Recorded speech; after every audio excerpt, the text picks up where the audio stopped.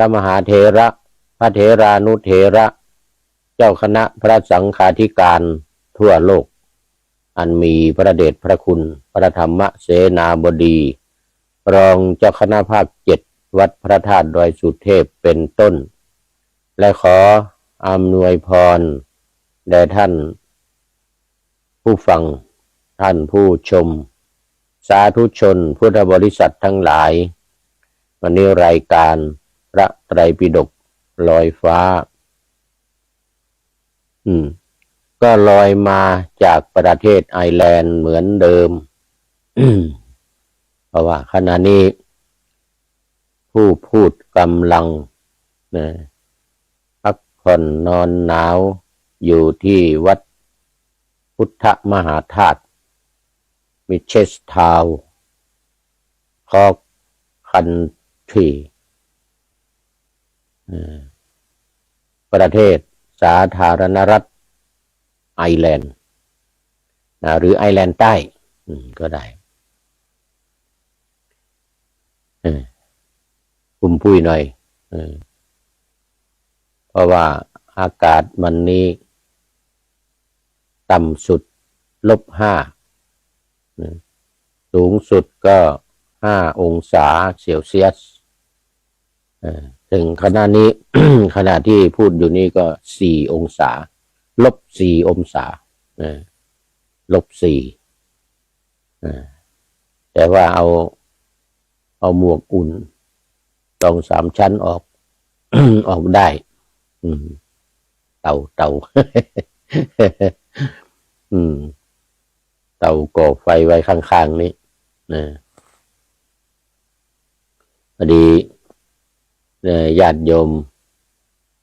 เอาถ่านเอาฟืนเอาถ่านเอาฟืนมาถวายไว้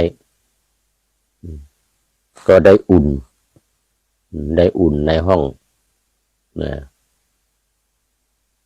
อย่าเที่ยวออกไปข้างนอกนะ-4 -5หิมะตกในบริเวณวัดนี่มีหิมะตกเหมือนกับที่บ้านเราว่าแม่คะนิ้งแม่คะนิ้งที่ดอยอินทนนท์แต่ว่านี่ก็เต็มไปหมดขาวโพลนเต็มในวัด อาจิตบาลัวอาจิตาบาลัวมาแล้วนี่จากเกาหลีนี่เกาหลีใต้เป็นอาจิตาเป็นคนบังคลาเทศแต่ว่าไปอยู่ที่เกาหลีใต้สมัยก่อนอยู่ที่วัดฝายหินภักดีอวดสุขเข้ามาแล้วอันดับ2อันดับแรกอาทิตย์มาเข้าก่อนวันนี้ มาเป็นอันดับแรกเลยเดี๋ยวไหว้สาธุอุ้ย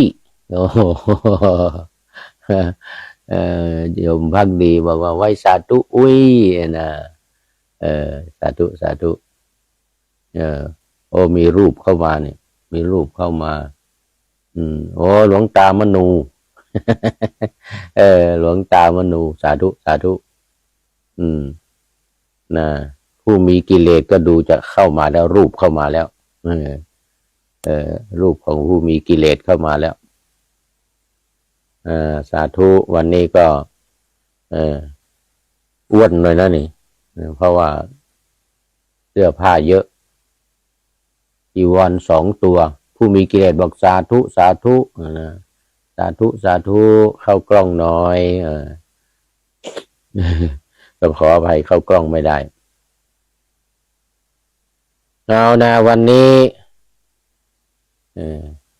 ออกอากาศทางวิทยุนี่ออกสดนะวันเนี้ยที่วัดฝายหิน8 นาฬิกาถึง9 นาฬิกาตอนเช้า8 โมงเช้าวันออกตรงเวลาของในประเทศไทย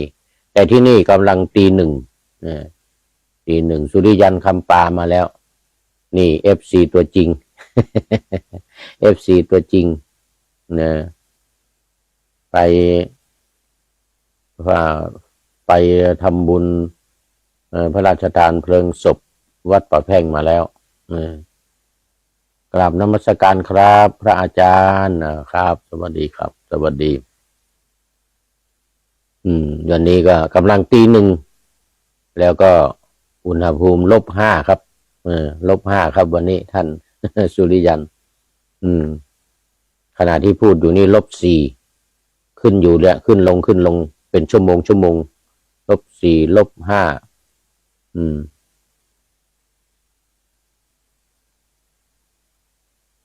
ถ้าจะขึ้นสูงสุดก็แค่5 องศาวันนี้นะวันนี้พยากรณ์อากาศบอกไว้แต่ตอนนี้นี่เย็นน่าดูเลยถ้าไม่มีเตานี่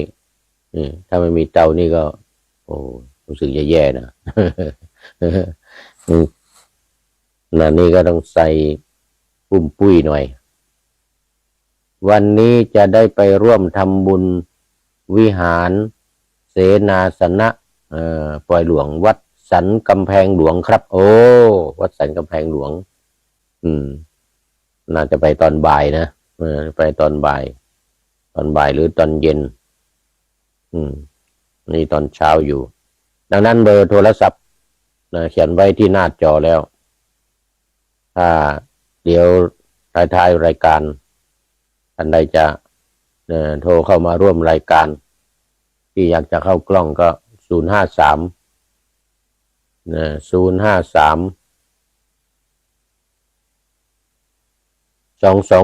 058 053 226 058ถ้าอยู่ต่างประเทศก็ใส่บวกเข้าไปบวก66หน่อยบวก66 5322 6058 5322 6058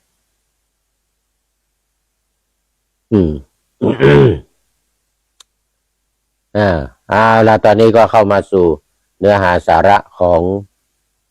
ธรรมะในพระไตรปิฎกอันนี้ก็ยังอยู่ในปริภาชกวรรคหมวดที่ 3ว่าด้วยปริภาชกมัชฌิมปัญนาถมัชฌิมนิกายพระสุตตันตปิฎกเล่มที่13มาถึงหน้า326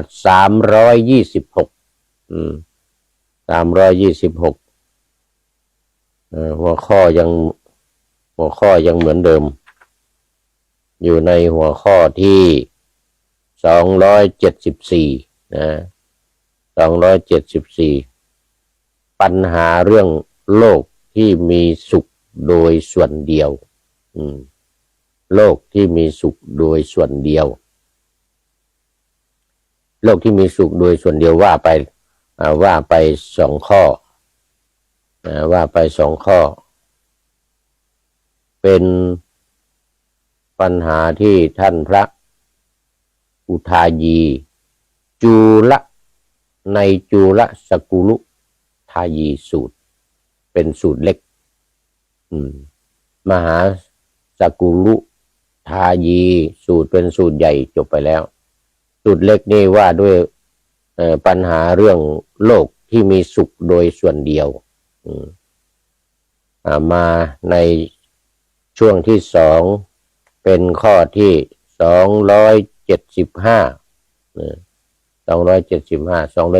274จบไป275ไปหลวงวัดสันกำแพงหลวงถ้าจะม่วนเนาะถ้าจะม่วนวัดสันกำแพงหลวงนะ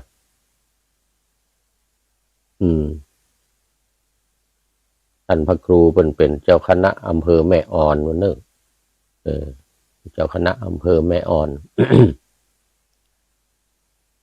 มาในข้อที่2ท่านพระอุทายีในจุลสกุลุทายีสูตรนี้กราบทูลพระพุทธองค์ว่าข้าแต่พระองค์ผู้เจริญ โลกที่มีสุขโดยส่วนเดียวมีอยู่หรือ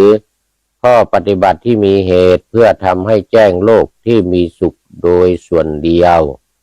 มีอยู่หรือพระองค์ตรัสว่าอุทายีโลกที่มีสุขโดยส่วนเดียวมีอยู่ข้อปฏิบัติที่มีเหตุเพื่อให้แจ้งโลกที่มีสุขโดยส่วนเดียวมีอยู่ว่าไงก็มาดูในเนื้อหาของโลกที่มีสุขโดยส่วนเดียวนี่นะก็คือในหัวข้อนี้คือฌานสี่ประการแล้วก็เป็นฌานของ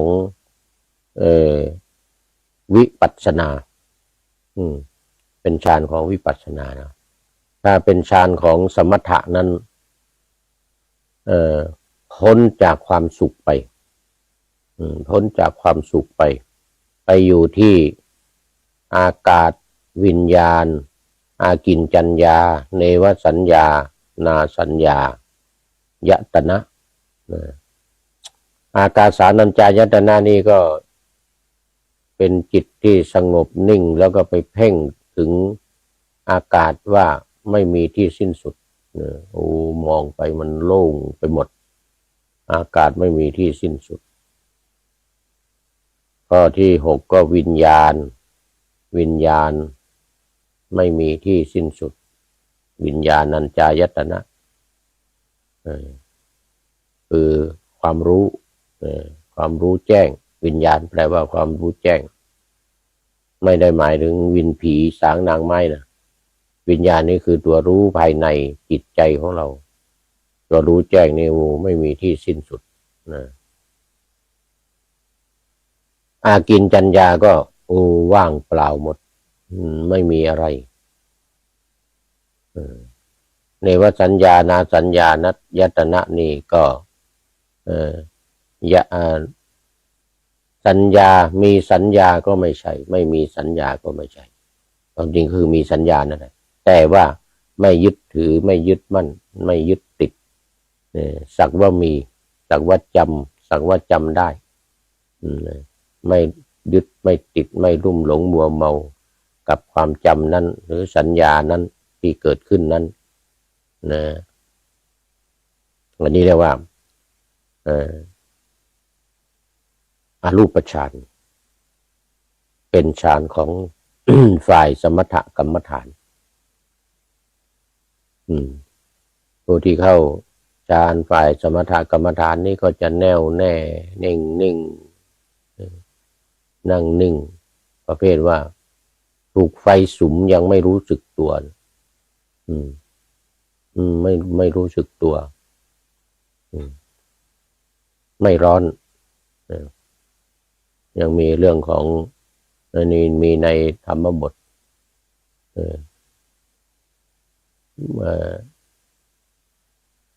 ธิดาของกษัตริย์องค์หนึ่งพากันไปเล่นน้ำเสร็จแล้วก็หนาวขึ้นจากน้ำมาก็เอาฟืนเอาใบไม้เอาอะไรมาแล้วก็มาก่อไฟเผาเห็นว่ามันมีแต่ว่าไม่เห็นพระปัจเจกพุทธเจ้ารูปหนึ่งนั่งทำสมาธิเข้าฌาน5 6 7 8นี่แหละคือฌานที่เข้าฌานอยู่เนี่ยคือมันจะป้องกันตัวเองได้หมดเลยไม่หิวข้าวถูกไฟเผาเขาเอาไฟมาสุมเขาไม่รู้ว่ามีพระนั่งอยู่มันมีนั่งอยู่นา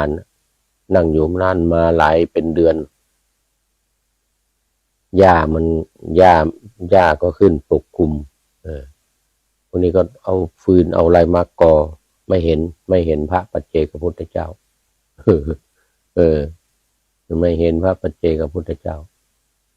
ก็ไฟเผาอย่างนี้เนี่ยก็ไฟผิงไฟกันก็เผา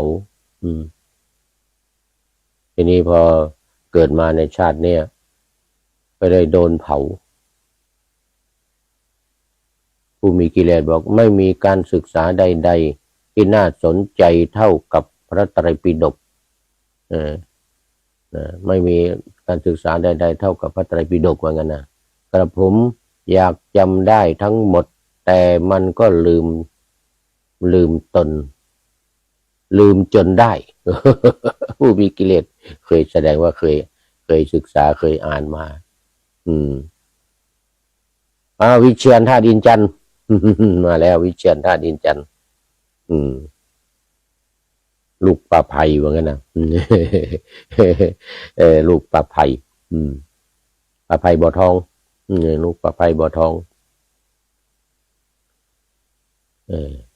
ธาตุอินจันทร์นี่ก็เป็นนามสกุลของแม่ผู้พูดนี่นะนามสกุลของแม่ผู้พูดนี่ธาตุอินจันทร์นี่อยู่บ้านเดียวกันนี่บ้านปลาไผ่นี่นะพูดถึงลูกสาวของเจ้าฟ้าฟ้าหญิงพร้อมกับบริวารหลายคนอาบน้ำส่งน้ำที่ท่าน้ำขึ้นมาแล้วก็มาผิงไฟกันก็ไปสุมไฟจนไฟไหม้พระเถระพระเถระก็ไม่รู้สึกตัวเข้าฌานฌานนี่แหละ ฌานสมาบัติเนี่ยจนไฟไหม้พระเถระตายจนไฟไหม้ไม่รู้ว่ามันก็ไฟมันเยอะฟืนมันเยอะเอามาใส่ตายเลยพระเถระตายเลยมาในชาตินี้ก็ถูกนางมาคันธิยาถูกนางมาคันธิยาเผาก็คือเรื่องนางสามาวดีสามาวดีก็เป็นวโสดาบันนะเป็นโสดาบันที่สักการะเคารพนับถือ พระพุทธเจ้าแต่นางมาคันธิยานี่โกรธพระพุทธเจ้าโกรธเพราะว่าพ่อเอาไปถวายพระพุทธเจ้าขอพระพุทธเจ้าเป็นลูกเขยมาคันธิยพามพ่อของนางมาคันธิยาเนี่ยนะตอนนั้นยังเป็นเด็กสาวรุ่นอายุ15-16พระพุทธองค์ก็บอกว่าไม่เอามีแต่ขี้เลยโกรธ มีแต่ขี้เนี่ยตาก็มีขี้จมูกก็มีขี้หูก็มีขี้ปากก็มีขี้ที่ฟันอะไรเนี่ยขี้ฟันเต็มหมด พระพุทธเจ้าไม่เอาพราหมณ์ก็เลยพากลับตอนหลังมานี่ก็ตอนหลังมานี่ก็โกรธไม่พอใจนางสามาวดีก็ชื่นชมเคารพนับถือพระพุทธเจ้าปฏิบัติธรรมบรรลุเป็นโสดาบันมาคันธิยาก็เลยไม่พอใจเอาไฟไปสุมเผาทั้งบ้านนะเผาทั้งกุฏิอยู่รวมกันอยู่รวมกันหมดนางสามาวดีเนี่ยที่เคยเป็นธิดาของพระมหากษัตริย์ที่พากันไปส่งน้ำแล้วมาสุมไฟเผาไฟไหม้พระเถระตายไปรูปหนึ่งนะพระเถระเข้าฌานเนี่ยเข้าฌานสมาบัติที่8เนี่ย6-7-8 แต่ว่าฌานที่ว่ามันไม่มีความสุขนะฌานที่5-6-7-8นั่นก็นุ่นพอตายไปเกิดเป็นพรหมอยู่ชั้นสุทธาวาสนุ่น แต่ฌานสี่เบื้องต้น1 2 3 4นี่เป็นฌานของวิปัสสนาใช้พิจารณาธรรมอารมณ์ของวิปัสสนากรรมฐาน73ข้อนี้นะเอาฌานที่1นี่แหละ2 3 4ก็ไม่ใช่ชัยเจริญค้าไม้โอสาธุชัยเจริญค้าไม้เข้ามาแล้วนี่เจียนธาตุอาจารย์วันนี้จะดูใครเป็นสุดท้ายเข้ามากันเยอะแล้วตอนนี้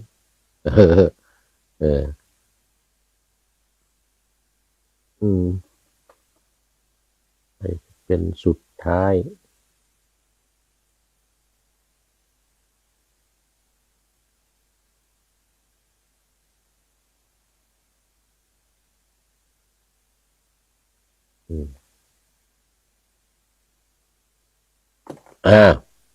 มาพูดถึงโลกที่มีสุขโดยส่วนเดียวเนี่ยฌานสี่โดยเฉพาะองค์ฌานที่3เป็นฌานที่มีความสุขแค่เข้าฌานที่1คือฌานที่1แล้วก็มันมีฌานที่2เกิดขึ้นวิตกวิจารจางคลายแล้วก็ฌานที่3ที่2ปีติเมื่อปีติจางคลายก็จะเกิดความสุขตัวนี้เรียกว่ามีความสุขพิเศษที่ว่าสุขโดยส่วนเดียวเนี่ยนะไม่มีทุกข์เลยเป็นสุขที่อยู่ในฌานอยู่ในองค์ฌานที่3ไม่มีอามิตรไม่มีเหยื่อล่อไม่เหมือนความสุขที่เป็นกามสุขความสุขทางโลกความสุขทั่วไปต้องอาศัยอามิตรสิ่งของแต่ความสุขที่เกิดจากในฌานนี้เป็นความสุขที่ไม่มีทุกข์เจือปน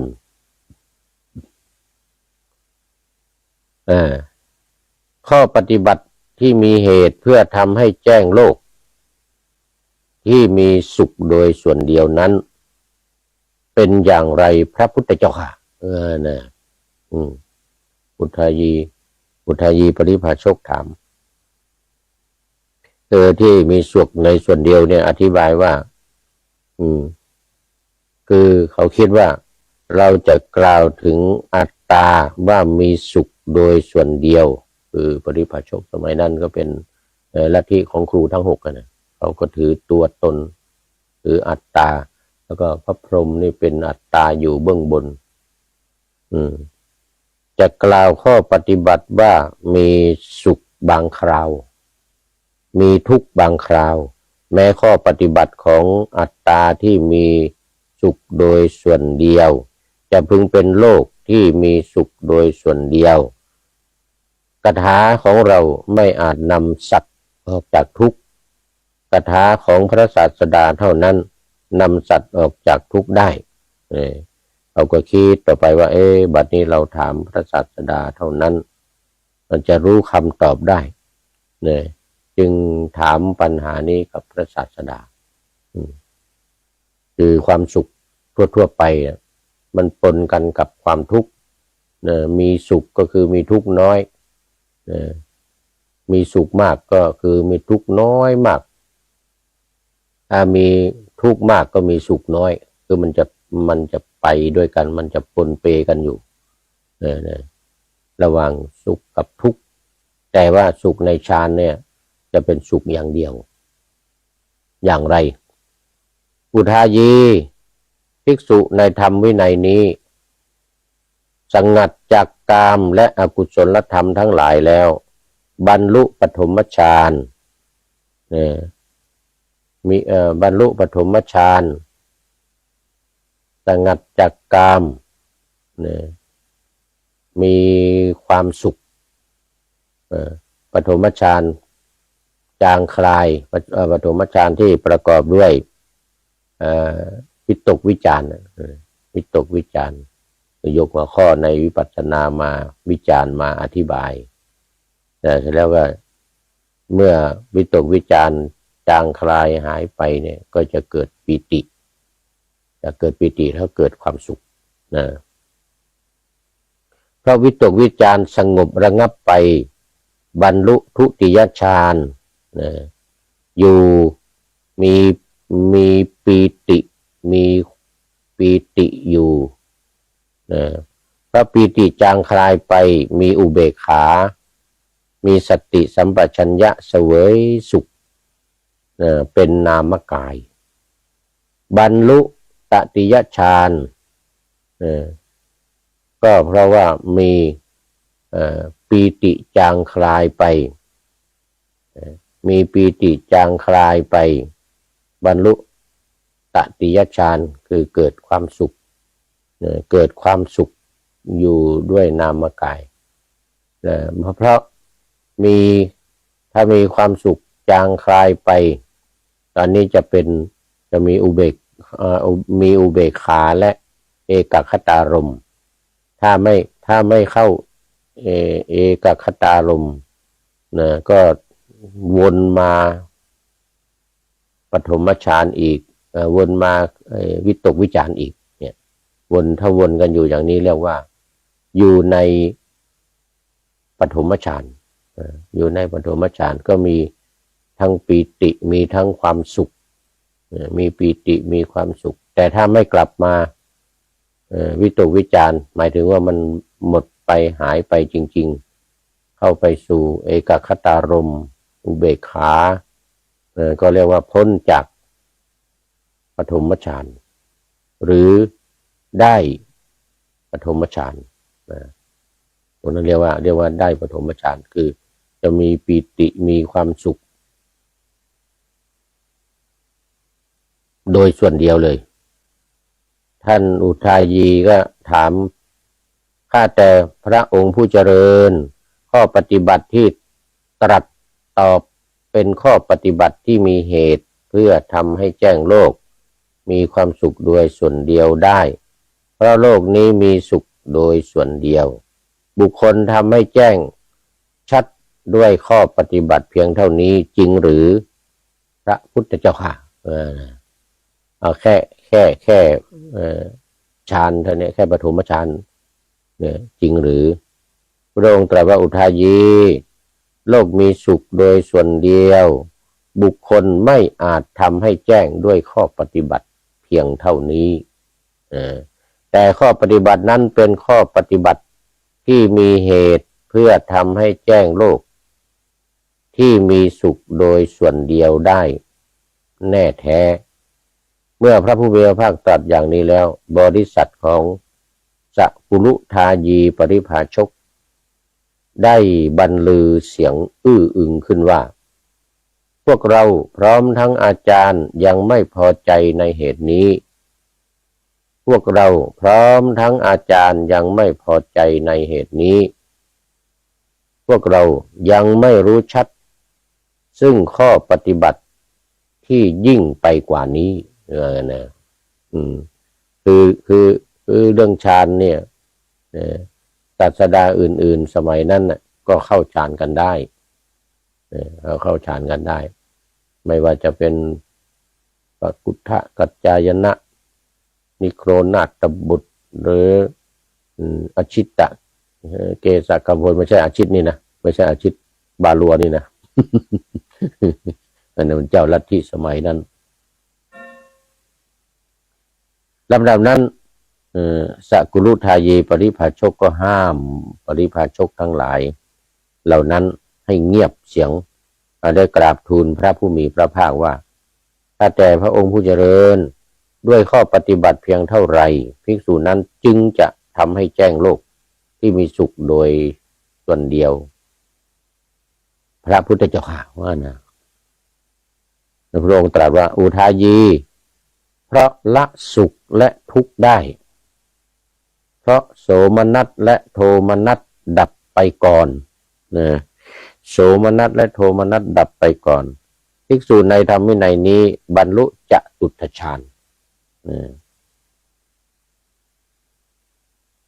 สงัดจากกามและ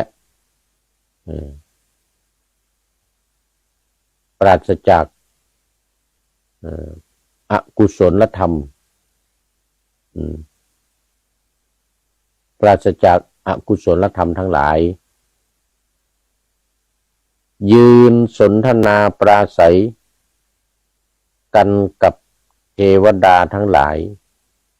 ผู้เข้าถึงโลกที่มีสุขโดยส่วนเดียวเหล่านั้นอุทายีด้วยข้อปฏิบัติเพียงเท่านั้นแลภิกษุนั้นจึงจะทำให้แจ้งโลกที่มีสุขโดยส่วนเดียวได้ก็หมายถึงฌานที่สี่คือมีเอกคตารมณ์มีอารมณ์เป็นหนึ่งพร้อมด้วยอุเบกขาแต่ว่าสุขคือฌานที่สามนะซึ่งก็มีอย่างองค์ฌานที่สองปีติเนี่ยมีปีติมีโสมนัสทั้งปีติทั้งโสมนัสทั้งสุขในองค์ฌานที่สามหมดไปอยู่ในองค์ฌานที่สี่เป็นเอกคตารมณ์มีอารมณ์เป็นหนึ่งและอุเบกขาพร้อมกับสติสัมปชัญญะพร้อมกับสติสัมปชัญญะอุเบกขา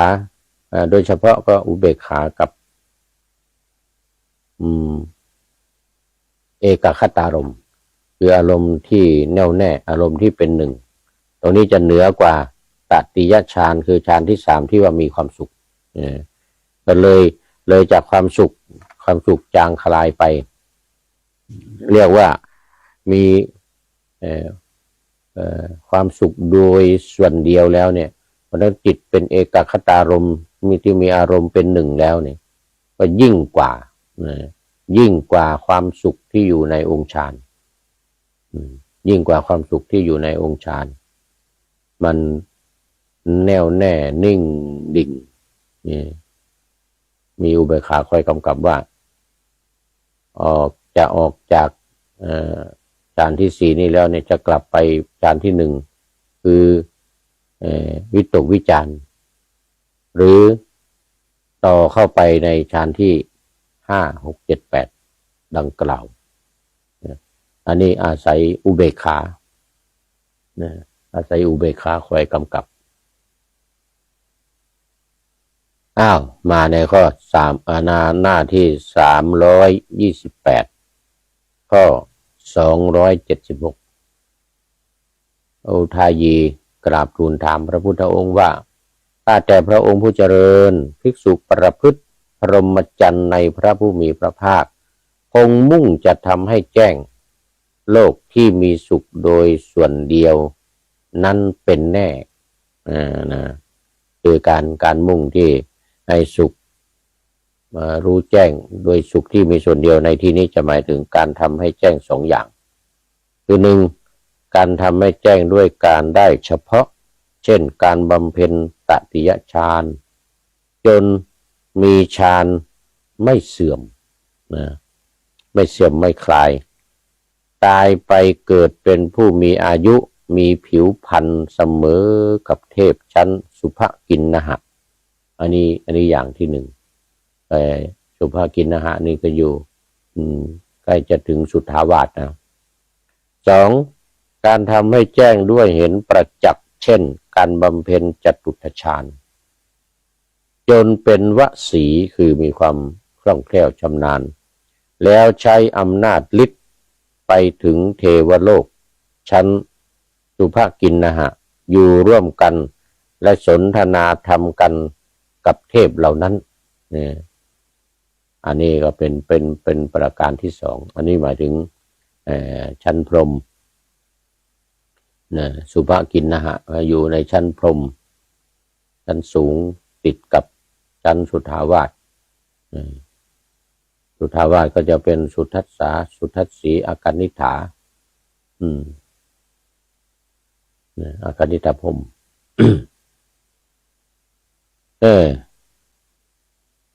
คงจะติดว่าไงนะคงจะติดอยู่ในความสุขที่เกิดขึ้นโดยส่วนเดียวนี้ใช่หรือไม่พระองค์ตรัสว่าอุทายีไม่ใช่ภิกษุจะประพฤติพรหมจรรย์ในเราเพียงเพื่อทำให้แจ้งโลกที่มีสุขโดยส่วนเดียวนี้เท่านั้นแต่แท้จริงยังมีธรรมอื่นที่ดีกว่าและประณีตกว่าที่ภิกษุประพฤติพรหมจรรย์ในเรามุ่งจะทำให้แจ้งได้ นะมุ่งจะทำให้แจ้งได้ทำที่ดีกว่าและประณีตกว่าที่ภิกษุประพฤติพรหมจรรย์ในพระผู้มีพระภาคมุ่งจะทำให้แจ้งนั้นคืออะไรพระพุทธเจ้าค่ะอุทายีก็ถามต่อพุทธองค์ตรัสว่าอุทายีตถาคตอุบัติขึ้นมาในโลกนี้เป็นพระอรหันต์ตรัสรู้ด้วยตนเองโดยชอบเพียบพร้อมด้วยวิชชาและจรณะไปดีรู้แจ้งโลกเป็นสารถีผู้ฝึกบุรุษที่ควรฝึกได้อย่างไม่มีใครยิ่งกว่าอย่างยอดเยี่ยมเป็นศาสดาของเทวดาและมนุษย์ทั้งหลายเป็นพระพุทธเจ้าเป็นพระผู้มีพระภาคคือผู้แจกแจงธรรมภควานะพุทโธภควาพุทโธเป็นพระพุทธเจ้าภควาเป็นผู้แจกแจงธรรมเป็นพระผู้มีพระภาควันนี้ก็คือพุทธคุณที่เราสวดกันตั้งแต่อรหังไปเป็นพระอรหันต์สัมมาสัมพุทโธตรัสรู้ชอบด้วยพระองค์เองวิชชาจรณะสัมปันโนไปจนถึงพุทโธภควาตถาเทวมนุษย์สานังพูดถึงพุทโธภควาภิกษุนั้นละนิวรณ์5ประการนี้อันเป็นเหตุทำให้เศร้าหมองเป็นเครื่องบั่นทอนปัญญาได้แล้วเธอสงัดจากกามละอกุศลธรรมทั้งหลายแล้วบรรลุปฐมฌานอยู่ธรรมนี้แลดีกว่าและประณีตกว่ามีภิกษุประพฤติพรหมจรรย์ในเรามุ่งจะทำให้แจ้งมุ่งจะทำให้แจ้งอีกประการหนึ่งเพราะวิตกวิจารระงับไปภิกษุบรรลุทุติยฌานบรรลุตติยฌานบรรลุจตุตถฌานอยู่อุทายีธรรมนี้แลดีกว่าและประณีตกว่าที่ภิกษุประพฤติพรหมจรรย์ในเราจะมุ่งทำให้แจ้งธรรมที่ว่าดีกว่านี้คืออะไรได้แก่วิชชาวิชชาซึ่งก็มีวิชชา8วิชชา3อย่างที่ผ่านมาในมหาสกุลุทายีมีวิชชา8ในที่นี้ก็เอาวิชชา3ที่ว่าเหนือกว่าฌานทั้ง4นี้ทั้งจตุตถฌานตติยฌานจตุตถฌานต้องได้วิชชา3ประการคืออะไรบ้างวิชชา3ประการนั้นก็คืออตีตังสยานหรือปุเพนิวาสานุสติญาณแล้วก็จุตูปปาตญาณรู้การเกิดการดับการไปของสัตว์ทั้งหลายไปเกิดเป็นอะไรตามกรรมของตนและอาสวัคยญาณรู้ในเรื่องของอาสวะให้หมดไปสังโยชน์ทั้งหลาย10ประการหมดไปความโลภความโกรธความหลงหมดไปนี่เรียกว่าอาสวัคยญาณญาณที่รู้ว่าอาสวะหมด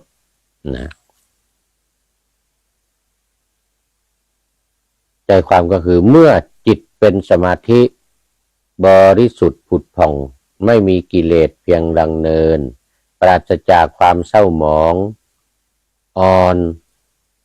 เหมาะแก่การใช้งานตั้งมั่นไม่หวั่นไหวอย่างนี้ภิกษุนั้นน้อมจิตไปเพื่อปุพเพนิวาสานุสติญาณระลึกชาติก่อนได้หลายชาติคือ1ชาติบ้าง2ชาติบ้างจนถึงวิวัตกัป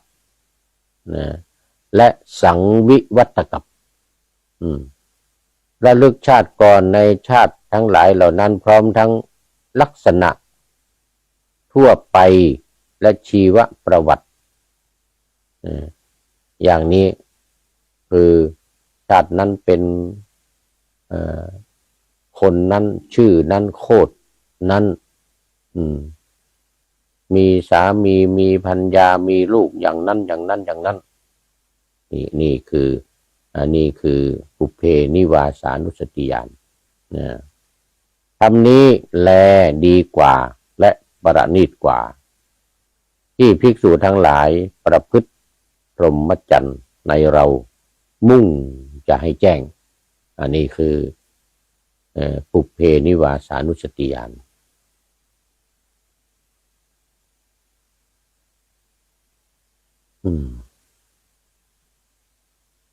Yeah. โอ้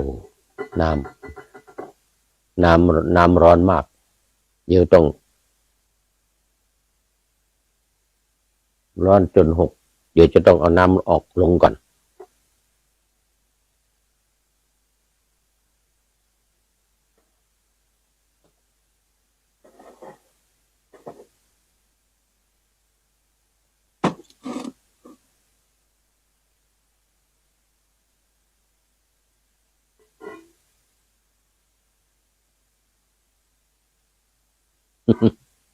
เตานี่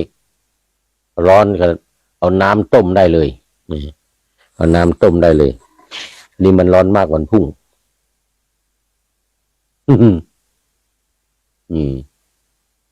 ใช่ใช่เจริญค้าไม้อยู่ในนั้นจะเป็นสุดท้ายนะมั้งนี่ยัง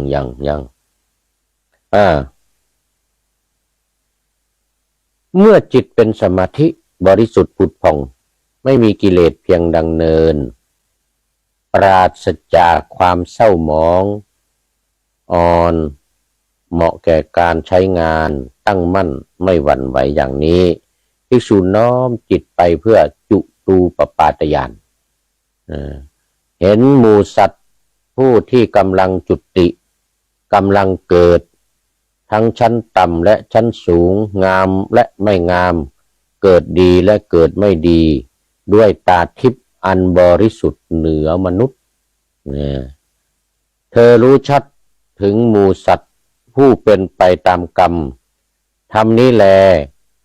ดีกว่าและประณีตกว่าภิกษุประพฤติพรหมจรรย์ในเรามุ่งจะทำให้แจ้งจุตูปปาตญาณนี่ก็หมายถึงว่ามีตาทิพย์เห็นว่าสัตว์ทั้งหลายเนี่ยไปเกิดเป็นอะไรเขาตายจากชาตินี้ไปแล้วเนี่ยเพราะว่าเขาได้ทำกรรมจะรู้ว่ากรรมของเขาทำกรรมไปเกิดในภพไหนไปเกิดในภพของเทวดาหรือว่าไปเกิดในภพของสัตว์นรกเปรตอสุรกายหรือไปเกิดเป็นสัตว์เดรัจฉานอย่างเนี้ยจะรู้ตัวนี้เรียกว่าจุตูปปาตญาณญาณที่รู้การตายไปแล้วไปเกิดการตายการเกิดรู้การเกิดการตายของสัตว์ทั้งหลาย3เมื่อจิตเป็นสมาธิบริสุทธิ์ผุดผ่องไม่มีกิเลสเพียงดังเนินปราศจากความเศร้าหมองอ่อนเหมาะกับการใช้งานตั้งมั่นไม่หวั่นไหว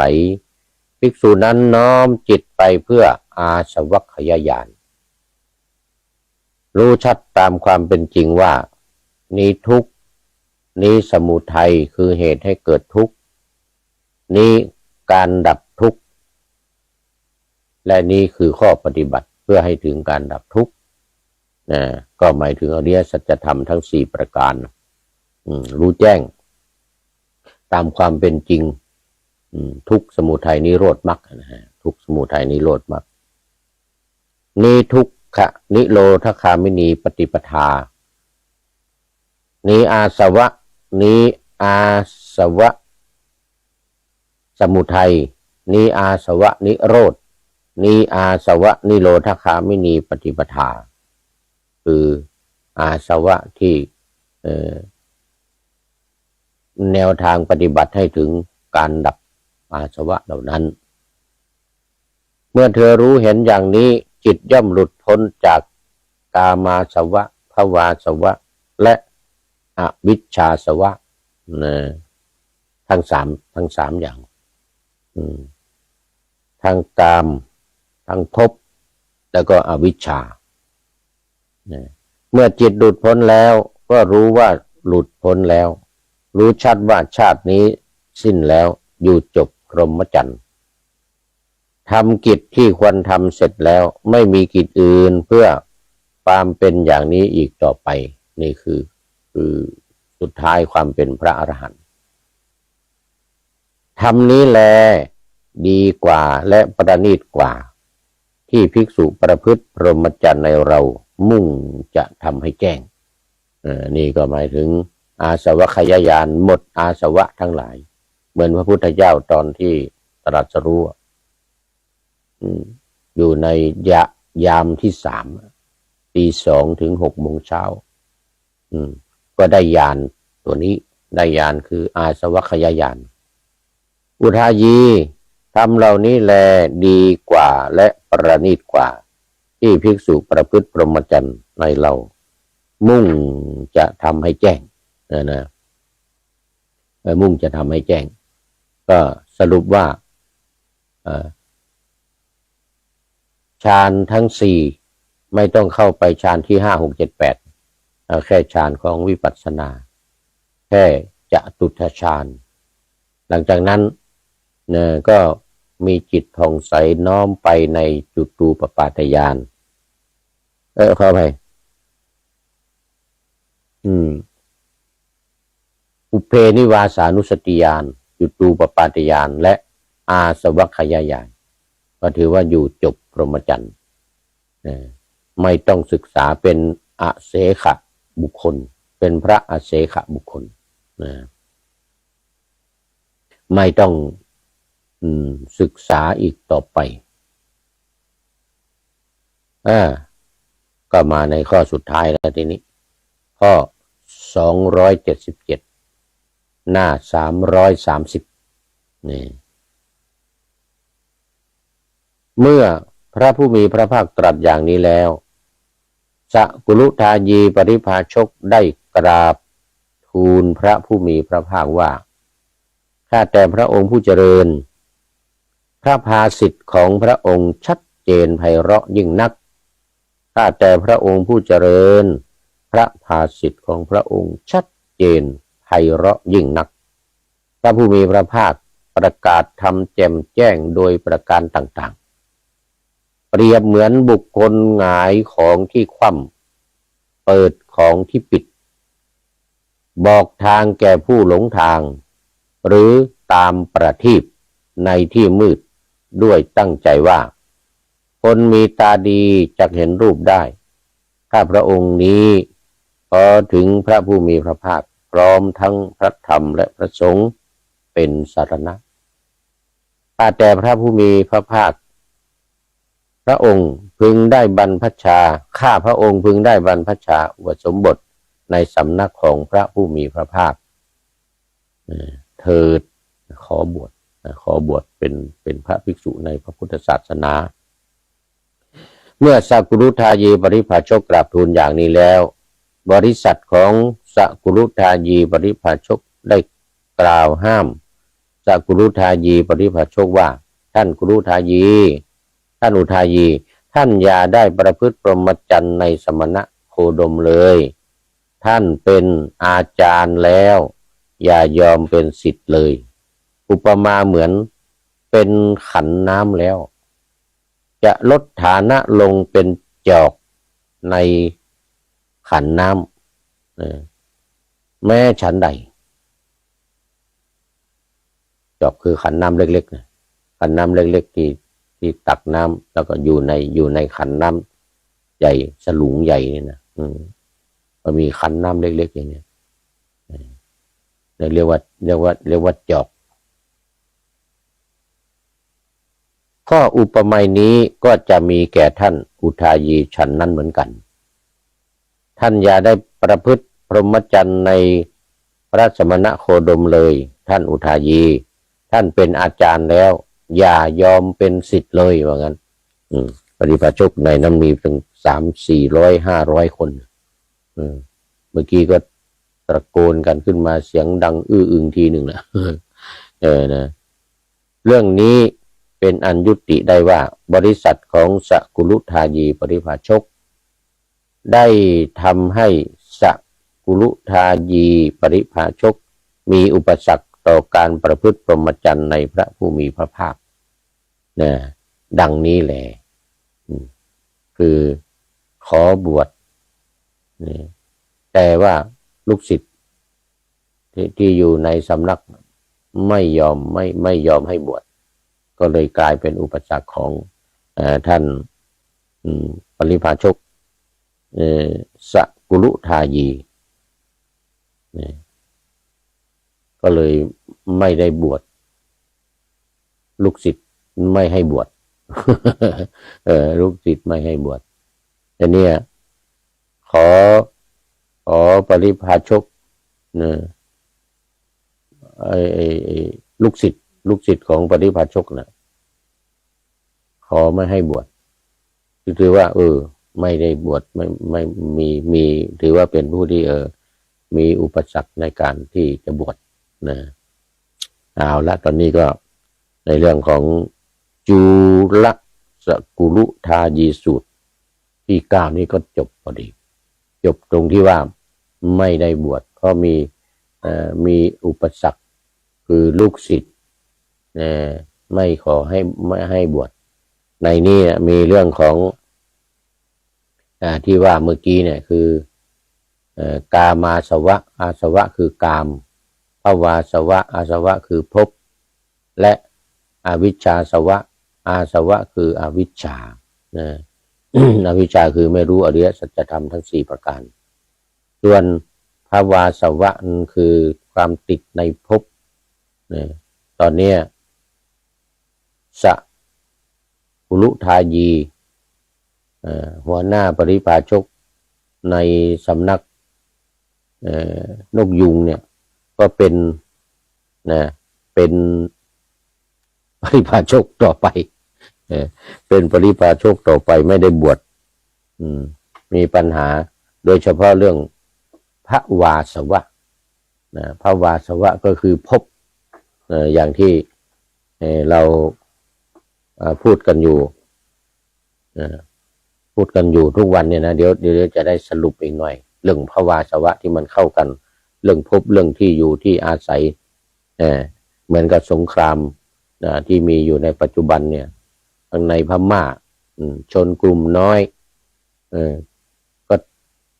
จะเอาที่ดินที่อยู่จะแยกที่อยู่ที่ดินอันนี้คือภวาสวะนะอาสวะคือเรื่องของภพไม่ว่าจะในยูเครนรัสเซียเข้าไปจะเอาที่ดินนี่ได้ไป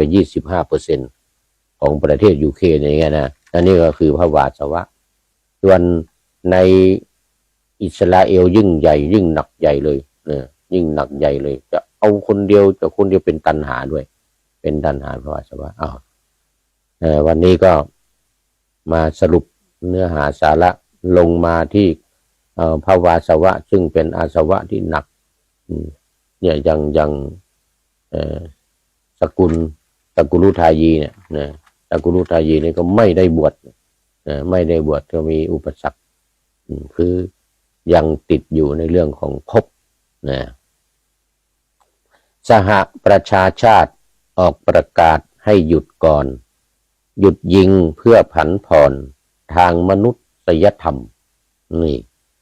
ให้ส่งยาอาหารเข้าทำการอุปถัมภ์กาซาให้เป็นธรรมแก่ชาวปาเลสไตน์เรือรบอเมริกันเข้ารมรันฮูตีใหญ่อังกฤษก็เข้าไปช่วยรบในทะเลแดงโจมตีฐานที่มั่นทางทหารให้อ่อนแรงเสียหายไปหลายแห่งอ้างป้องกันความปลอดภัยจะให้ฮูตีหมดกำลังในการที่จะไปยิงเรือในทะเลโดยปราบกลุ่มฮูตีที่ยิงเรือสินค้าในจนเสียหายไปหลายลำ ฮูตีประกาศตัวไม่เกรงกลัวต่ออธรรมที่สหรัฐ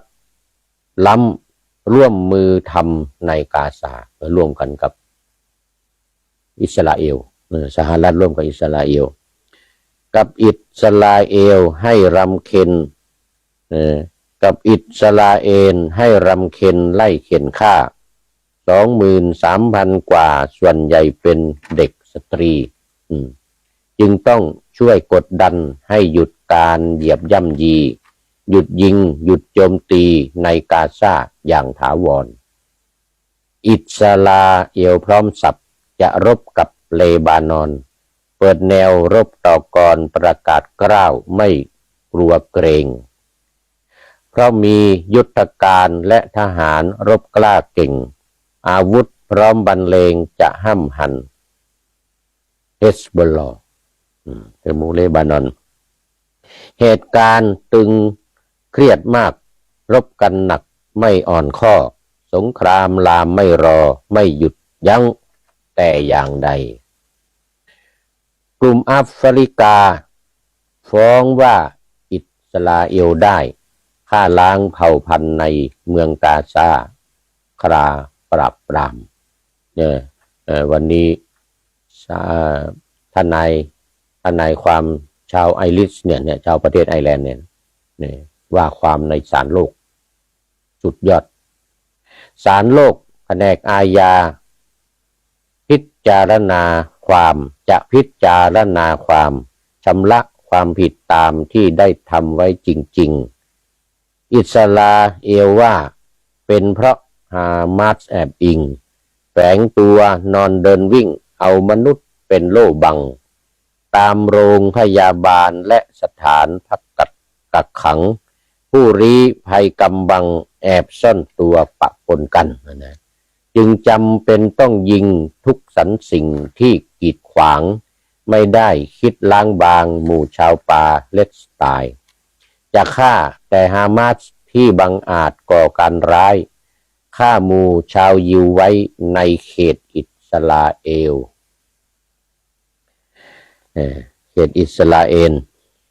22 มกราศาลอาญาโลกจะเน้นความผิดตามกฎเกณฑ์ของการฆ่าล้างเผ่าพันธุ์เดี๋ยววันที่22นี้ตามกฎของ UNSC เกณฑ์เอาไว้นั้นตามความถูกต้องกันไม่ลำเอียงเข้าข้างใครข้างฝ่ายสหรัฐมุ่งกำจัดฮูตีให้หยุดยิงเรือทั่วไปที่ไม่เข้าอิสราเอลที่ไปประเทศอื่นให้ราบรื่นทุกเที่ยวเพราะเขาไม่ข้องเกี่ยวกับสงครามในกาซานี่คือการขยายสงครามไปหลายสาขาหลายฝ่ายร่วมเข้ามายากจะหาความร่มเย็นหากได้หยุดต้นตออันจะก่อความรำเค็ญโลกนี้จะร่มเย็นสงบสุขทุกวันคืนอิสราเอลแถลงการโต้แย้งและฝ่าฝืนกระแสชาวโลกยื่นว่าควรหยุดการโจมตีถึงจะถอนทหาร 2-3 พันออกจากที่หยุดยิงแต่หยุดยิงไม่มียังโจมตีเหมือนดังเดิมถล่มเมืองคานยูนิตเข้าพิชิตชีวิตเพิ่มพลเรือนตายเพิ่มเติมฮามาสตายอีก4 คนอีกหลายคนปิดพรมแดนกาซาไม่ให้อาหารที่ขนเข้าไปให้ผู้คนในกาซาได้กินเลยหัวหน้าสำนักงานการบรรเทาทุกข์เปิดเผยว่าคนตายเกินเลยควรเปิดพรมแดนกาซาแต่ว่าอิสราเอลไม่แลเหลียวคำดังว่าส่งเหล่าทหารมาควบคุมไว้ตามชายแดนอิสราเอลให้ท่านนายความชี้แจงแทนในศาลโลกเพื่อแบนคำฟ้องของแอฟริกาว่าไม่เป็นความจริงทุกสิ่งไม่เป็นดังว่าไม่คิดล้างพงศาฆ่าเผ่าพันธุ์แต่อย่างใด จะฆ่าแต่ทหารฮามาสนั้นให้หมดไปแม้ชาวปาเลสไตน์เป็นทหารเองก็ตามก็จำเป็นต้องฆ่าเพราะชาวฮามาสเป็นเสี้ยนหนามเพราะฮามาสเป็นเสี้ยนหนามศัตรูในสงครามที่ฆ่าฟันเผ่าพันธุ์เราเมื่อวันที่7 ตุลา 2566นั้นเล่าพันกว่าลายตายไม่เบานั่นคือการล้างเผ่าพันธุ์อิหร่านก็ไม่เบาเข้ายึดเรือไว้เหมือนกันจากปากอ่าวโอมานเป็นของอเมริกาที่ US ยึดไปเมื่อผ่านหลายปีก่อนหน้าเอาน้ำมันคืนมาสหรัฐสั่งปล่อยเรืออิหร่านยึดไว้มั่นดูดน้ำมันออกไม่เหลือกักไว้ในท่าเรือไม่ยอมปล่อยคืนกลับไปอิสราเอลถอนครึ่งหนึ่งของการรบใหญ่หยุดภาคพื้นดินไปทางอากาศยังเหมือนเดิมเกิดจากสหรัฐเข้าช่วยจัดการรบเสริมเปลี่ยนแปลงจากเดิมเพราะถูกชาวโลกติเตียนเพราะว่าอิสราเอลถูกโดดเดี่ยวจากโลกเกรียนสหรัฐจึงเปลี่ยนนโยบายให้ผ่อนปรนฝ่ายบู๊ให้สู้ต่อฝ่ายบุญขอให้ถอยล่นถอนทหารหลายพันคนอ้างว่าให้ไปทำงานตามห้างบริษัทเป็นการผลัดเปลี่ยนทหารกลับไปประจำการในโรงงานที่ขาดคนอังกฤษสหรัฐกำจัดฮูตี4 หนทำลายแท่นจรวดกลเพื่อให้หยุดโจมตีเรือแต่กลุ่มฮูตียังมีพลังอย่างล้นเหลือไม่หยุดการยิงเรือสินค้าของอเมริกาและเรือของอังกฤษตามติดด้วยโกรธาที่2 ประเทศมาบุกทำลายในเยเมนวันนี้ชัยเจริญค้าไม้ เป็นท่านสุดท้ายเข้าเส้นชัยในวันนี้ขอเจริญพร